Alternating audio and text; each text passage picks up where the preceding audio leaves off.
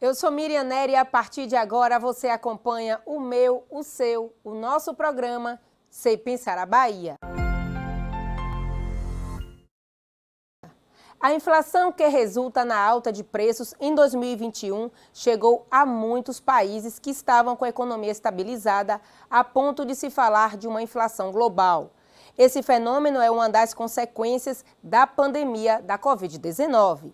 A ideia ganhou força após os recordes de aumento dos preços de bens e serviços ao consumidor nos Estados Unidos alcançarem a maior alta nos últimos 30 anos. E na China, os níveis de elevação dos índices da inflação também bateram recordes, a maior elevação em 25 anos. A maior expansão mensal da indústria americana em 2021 aconteceu entre os meses de setembro e outubro. É o que aponta a pesquisa divulgada pela Federal Reserve. Os dados mostram que a produção industrial nos Estados Unidos se recuperou da queda de 1,3% registrada em setembro e cresceu 1,6% em outubro. Com o avanço do nível de atividade produtiva de 76,4% no mês passado e 75,2% no mês anterior. Esse aumento mostra a maior e mais alta registrada desde dezembro de 2019 na produção total da indústria, aliada ao fim dos efeitos do furacão Ida, fenômeno natural que se tornou o furacão mais custoso a atingir o estado da Louisiana, nos Estados Unidos. Agora nós vamos falar sobre economia da cultura e a nossa convidada de hoje é analista técnica e mestra em comunicação e cultura da SEI, Carlota Gottschall. Tudo bem? Obrigada por sua presença aqui em nosso estúdio. Me conta uma coisa, o que fez a SEI sistematizar os dados da economia aqui no estado? Bom dia a todos. Eu queria inicialmente agradecer o convite da ALBA e a oportunidade de falar sobre esse importante tema, que é sobre a economia da cultura. O que levou a SEI a sistematizar os dados sobre a economia da cultura está diretamente relacionado à importância que esse segmento passou a ter nas últimas 3 décadas, com o desenvolvimento das novas tecnologias, principalmente a internet e a telefonia móvel, que possibilitou que a ampliação, a disseminação e o aumento do alcance das atividades culturais a partir do suporte eletroeletrônico. Então, isso foi a importância desse segmento, dessa mudança para o mundo como um todo, e particularmente devido à importância que para a Bahia tem a economia da cultura, né, principalmente em Salvador, mas também na Bahia como um todo, fez com que a SEI disponibilizasse os seus técnicos e o acesso aos bancos de dados oficiais e sistematizasse e disponibilizasse em seu site algumas informações sobre economia da cultura, economia criativa, com base nas definições e das orientações definidas pela Unesco, assumidas pelo IBGE e também pela SEI dentro dessa parceria com o IBGE e com a Unesco. E dentro da subatividade da SEI, com relação ao PIB e às atividades? Então, nós, inicialmente, uma das primeiras atividades que nós fizemos, uma das primeiras ações que nós tivemos em relação à economia da cultura, foi de sistematizar o valor agregado da atividade economia criativa no conjunto do PIB, do Produto Interno Bruto do Estado, né? E aí chegamos, a partir da classificação nacional das atividades que são definidas internacionalmente e a partir de uma organização e de uma classificação definida pelo IBGE em parceria com outras instituições, nós selecionamos algumas atividades mais diretamente relacionadas à atividade de economia criativa, que não se restringe só às artes, né? E definido esses segmentos, nós fizemos o cálculo do valor agregado a partir do cálculo que a SEI faz para o Produto Interno Bruto do Estado da Bahia.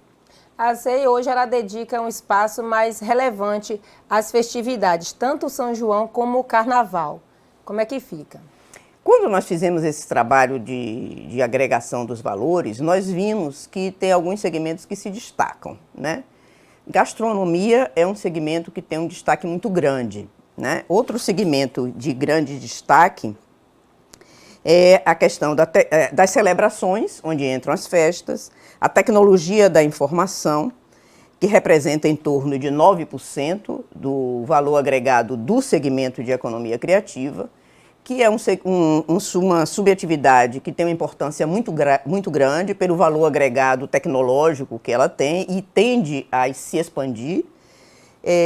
Outro setor importante, subsegmento também importante, é o de audiovisual, onde agrega televisão, rádio, atividades cinematográficas e fotografia, e o segmento de agências de publicidade, que representa em torno de 5% do valor agregado da economia criativa.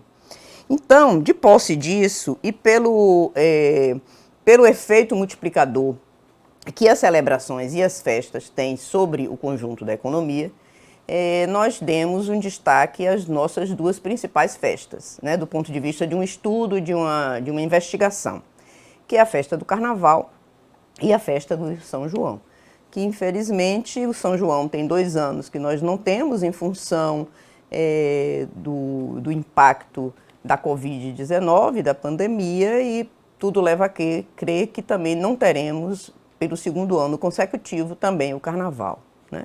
Isso tem um impacto muito grande na nossa economia.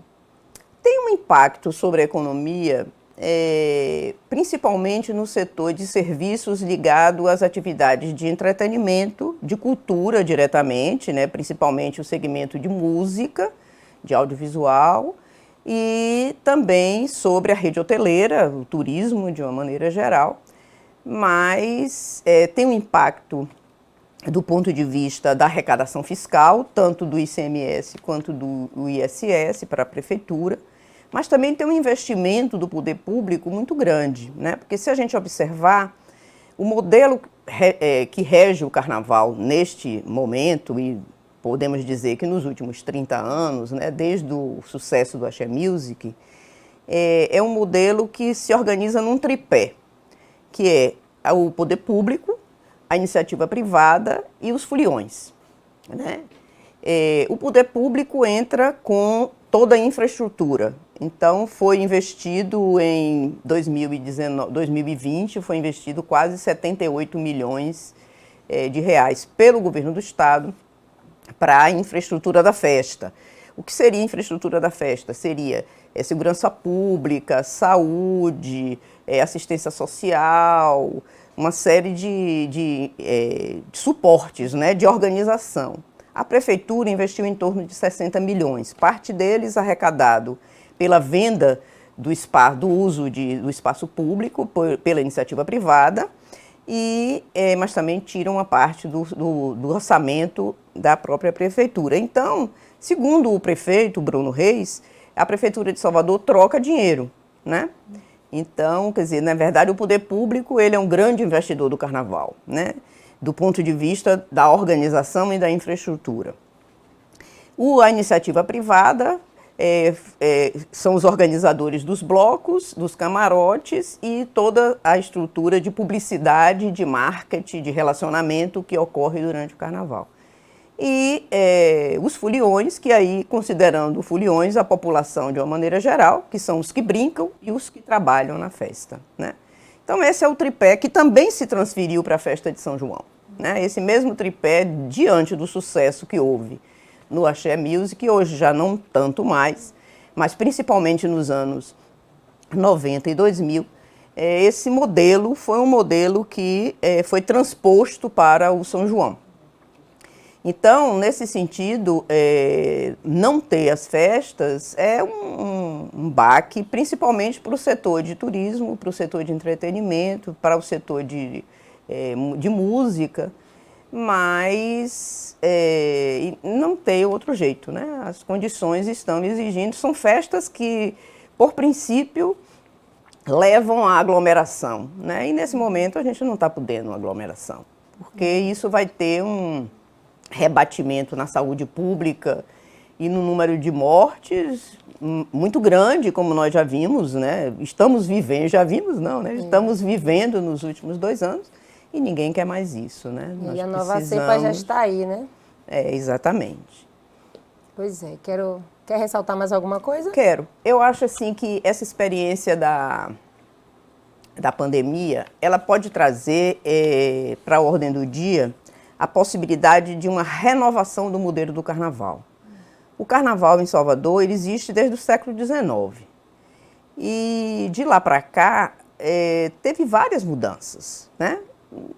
No século XX mesmo, para falar de mais próximo, né? Houveram várias situações. Já houve escola de samba em Salvador, hoje não tem mais. Já houve carnavais de clubes, hoje não tem mais. Já teve carnaval sem corda e hoje quase, quer dizer, hoje até está retomando, né? Depois virou esse estilo desse modelo que nós acabamos de falar.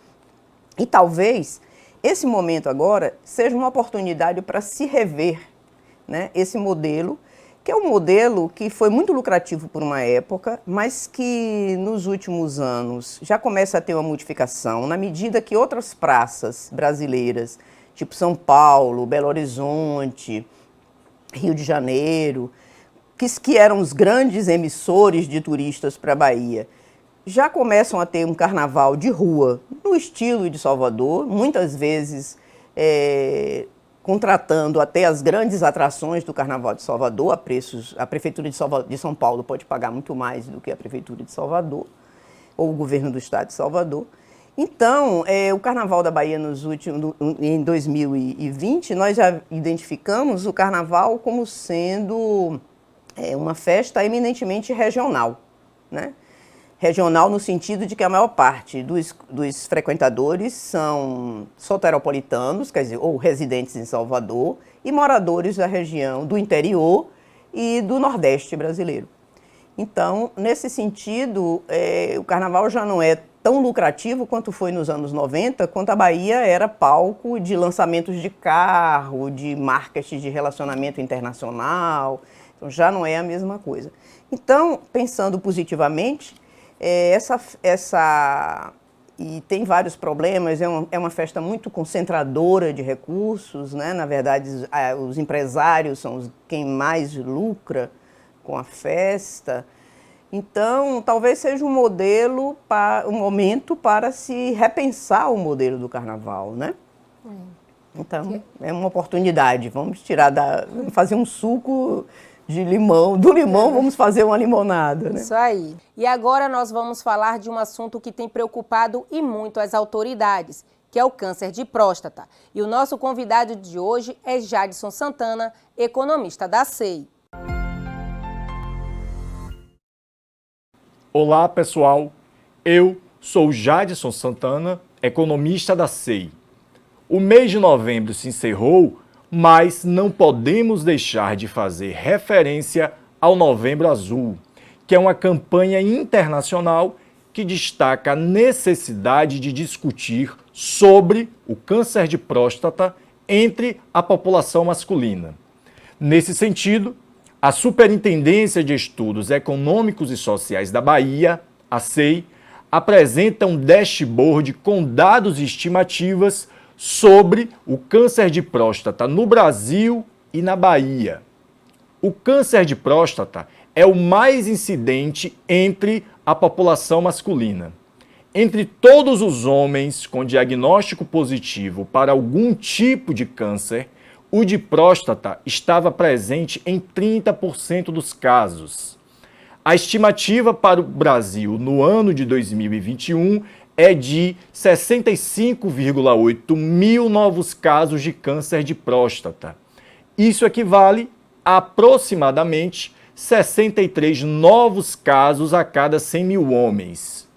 Para a Bahia, as estimativas apontavam 6,1 mil novos casos a uma taxa de 80,4 novos casos a cada 100 mil baianos. Além de ser o mais incidente em novos casos, o câncer de próstata tinha a maior frequência nos óbitos masculinos por neoplasias gerais. Na Bahia, em 2020, foram registrados pouco mais de 1,3 mil óbitos masculinos em decorrência dessa neoplasia maligna. Isso significa dizer que a cada 10 óbitos que ocorreram por algum tipo de câncer na Bahia, 2 deles eram por câncer de próstata. Em termos comparativos, essa taxa equivalia a 19,2 óbitos a cada 100 mil baianos, uma taxa que é ascendente nos últimos anos. O câncer de próstata, ele é um câncer considerado de terceira idade, já que 75% dos casos ocorreram com homens com mais de 65 anos, aumentando consideravelmente o risco a partir dos 50 anos de idade. Além deste, outros fatores são apontados como de alto risco. Entre eles, é possível citar histórico familiar, com registro de câncer de próstata em familiares de primeiro grau, pai ou irmão, exposição a aminas aromáticas, arsênio e produtos de petróleo e a obesidade. A análise desses fatores de risco aponta para uma observação importante: a associação do câncer de próstata com risco elevado em determinadas profissões. Algumas profissões têm um risco maior devido à exposição de componentes cancerígenos, como o arsênio e seus componentes, malation, que é um item utilizado na composição de agrotóxicos, cádmio e seus componentes, radiação ionizante X e gama, elemento radioativo, que é o tório 232, e o trabalho noturno. Contudo, é importante frisarmos que esses casos de câncer de próstata são evitáveis com a eliminação dos principais agentes cancerígenos no processo de trabalho. Para você ter acesso a esse dashboard, basta acessar www.sei.ba.gov.br e clicar na aba Saúde. Não saia daí, o Sei Pensar a Bahia volta já já.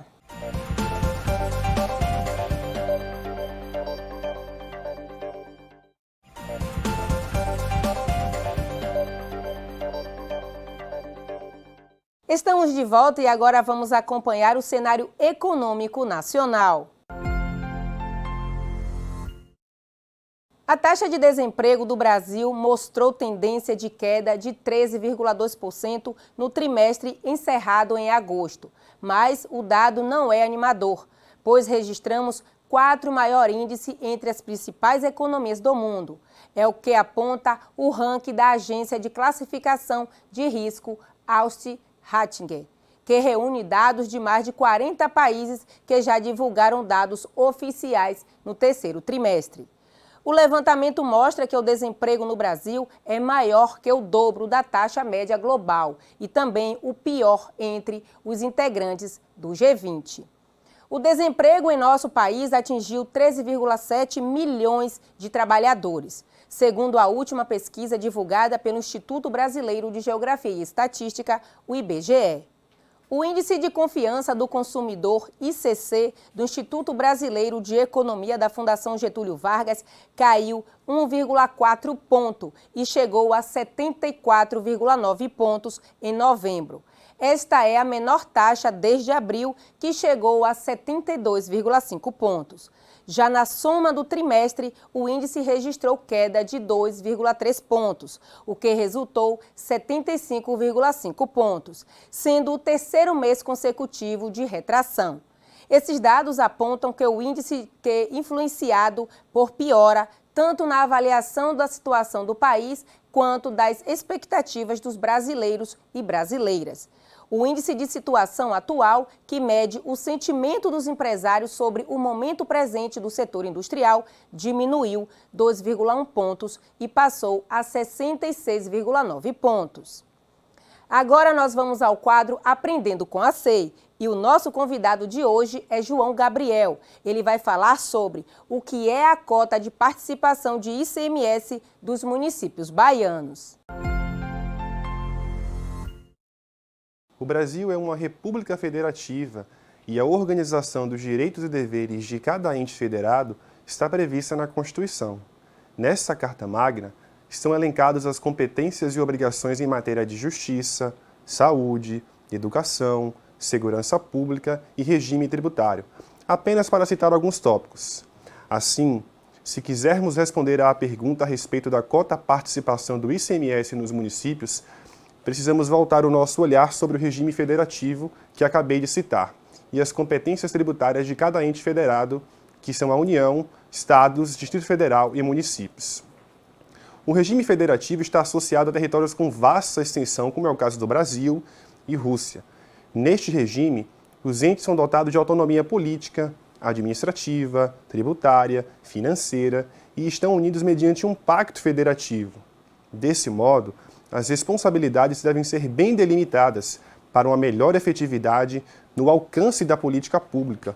Por exemplo, o recolhimento dos tributos sobre a renda se faz no nível mais alto da federação, a União, por conta da complexidade que exige um processo de unificação na legislação. Ou seja, seria pouco eficiente que cada estado tivesse sua própria legislação sobre a renda, uma vez que poderiam existir incentivos para a evasão e a competição tributária. Assim, a cota participação do ICMS dos municípios será necessário levar em consideração essa questão.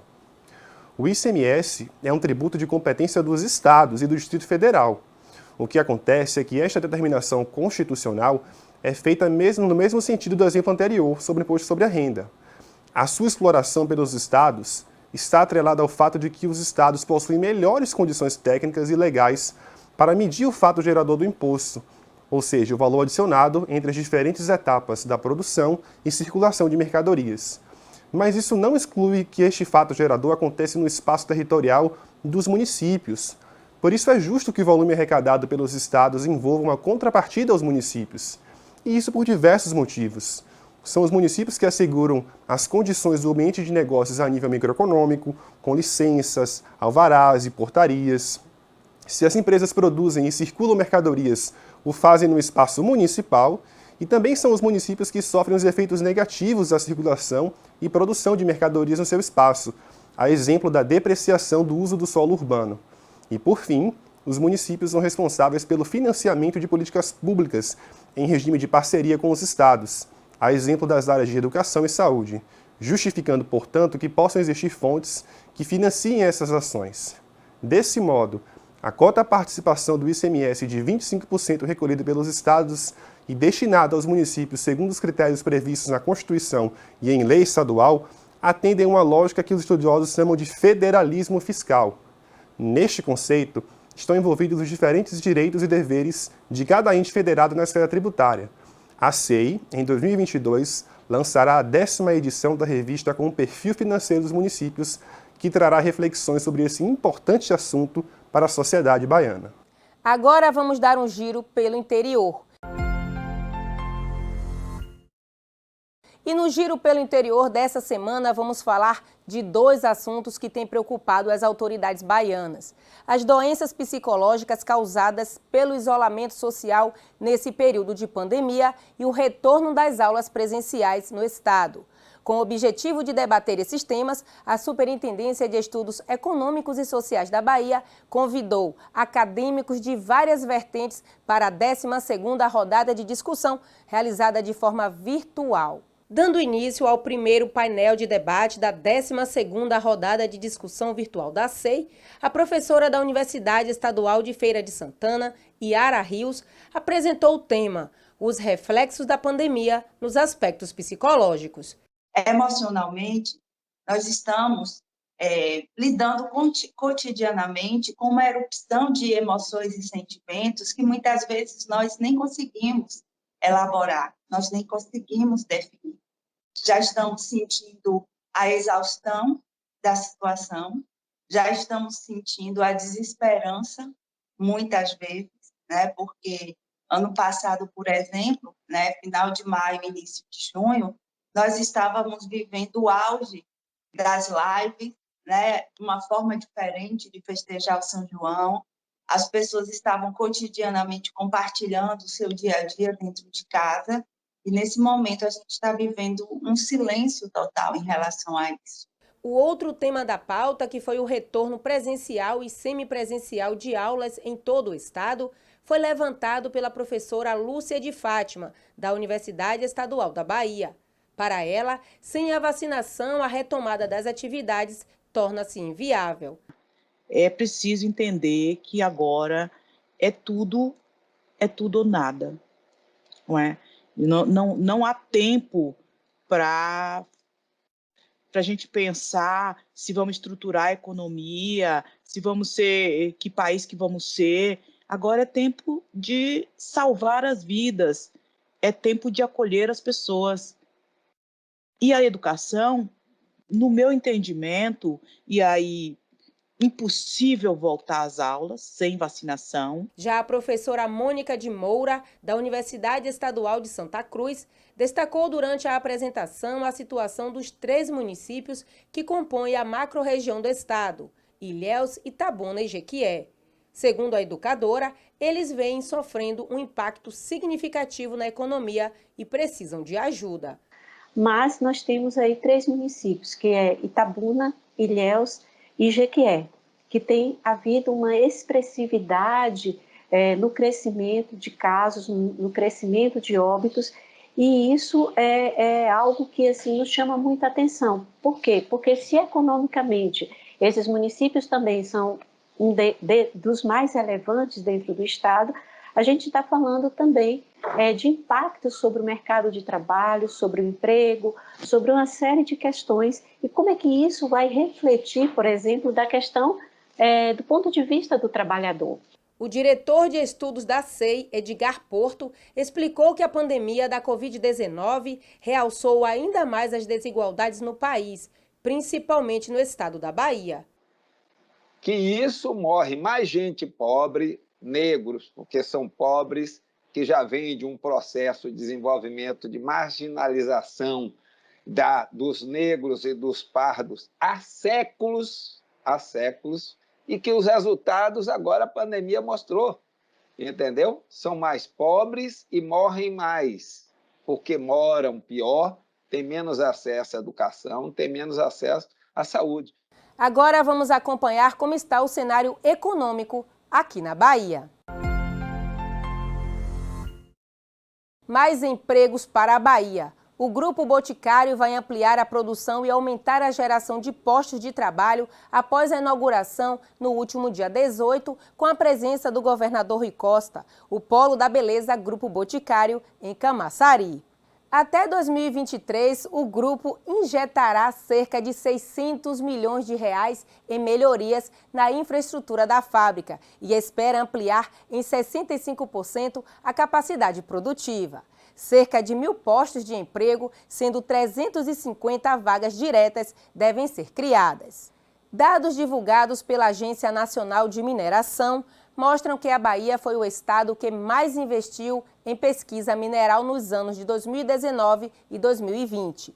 Foram mais de 600 milhões investidos, tanto a fase de autorização de pesquisa quanto durante a fase de lavra, que é o desenvolvimento do projeto e extração. Outro dado que chama a atenção é que ao longo dos últimos 10 anos, entre 2010 a 2020, foram mais de 1,8 bilhões de investimentos em pesquisa mineral. Estes números estão disponíveis no novo anuário interativo da ANM, que também apontam que mais de 80% de tudo o que foi investido nos últimos 2 anos foi concentrado nos municípios de Juazeiro, com 30,67% dos investimentos, em Jaguarari, com 20,90%, em Itajibá, com 18,55% e em Jacobina, com 12,68%. Entre as substâncias pesquisadas, o cobre lidera os índices com mais de 44,65% dos valores investidos, seguidos pelo ouro com 18,06% e pelo níquel com 17,43%.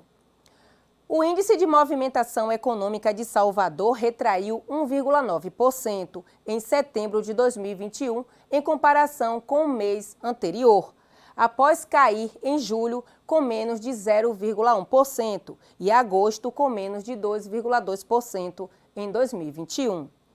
Essa taxa negativa contribuiu para o índice acumular perda de 4,2%. Os dados foram calculados pela Superintendência de Estudos Econômicos e Sociais da Bahia. Esse resultado de 3 das 6 variáveis que compõem o indicador puxaram o índice para baixo, com destaque para passageiros de ônibus intermunicipais, com menos 9,6%, seguida por carga portuária, menos 7,4%, e passageiros de ônibus urbanos, com menos 0,7%. Já o consumo de combustível cresceu 8,5% e passageiros no Aeroporto Internacional de Salvador aumentou 1,3%. A gente fica por aqui. Não esqueça, foi um prazer estar com você. Um forte abraço.